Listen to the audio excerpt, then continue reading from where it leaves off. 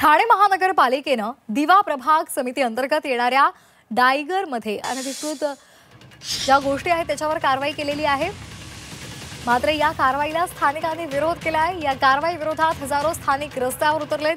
मुंबई उच्च न्यायालयाच्या आदेशानंतर दिवा प्रभाग समिती अंतर्गत येणाऱ्या एव्हीके कंपाऊंड मधील 27 अनधिकृत बांधकाम ही जमीनदोस्त करण्यात आली आहे। ठाणे महानगरपालिकेच्या वतीने भोलानाथ नगर परिसरामध्ये अनधिकृत बांधकामांवर तोडक कारवाई करण्यात आली। मात्र या कारवाईला स्थानिकांनी विरोध केला।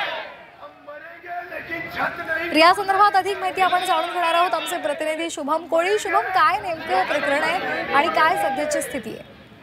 निश्चित पाहिलं तर ठाणे महानगरपालिका हद्दीमध्ये जे आहे ती गेल्या अनेक दिवसांपासून अनेक महिन्यांपासून अनधिकृत बांधकामांनी जो आहे तो जोर धरला होता आणि शहरामध्ये अजूनही मोठ्या प्रमाणामध्ये अनधिकृत बांधकाम जी आहेत ती मोठमोठ्या टावरच्या स्वरूपामध्ये दिसून येतात आणि त्याच कारणामुळे जे आहे ती कुठेतरी जे नागरिक त्या बांधकामामध्ये राहतात त्यांच्या जीवाला जो आहे तो मोठा धोका निर्माण होतो।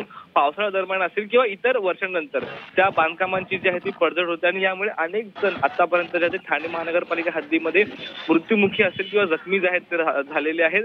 आणि याच अनुषंगाने उच्च न्यायालयाच्या आदेशानंतर जे थेट या अनधिकृत बांधकामावरती सरसकटपणे कारवाईला जी आहे ती सुरुवात झालेली आहे। गेल्या काही दिवसांपूर्वी आपण पाहिलं असेल तर ठाणे महानगरपालिका हद्दीतील मुंब्रा परिसरामध्ये जे खान कंपाऊंड आहे तिकडचे 23 ते 20 बांधकाम जे आहेत ते जमीनदोस्त करण्यात आले होते।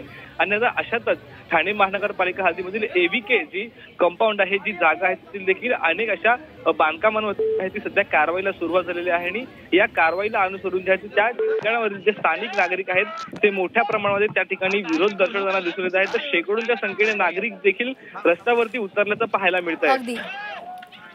अगदी धन्यवाद दिलेल्या सविस्तर माहितीसाठी।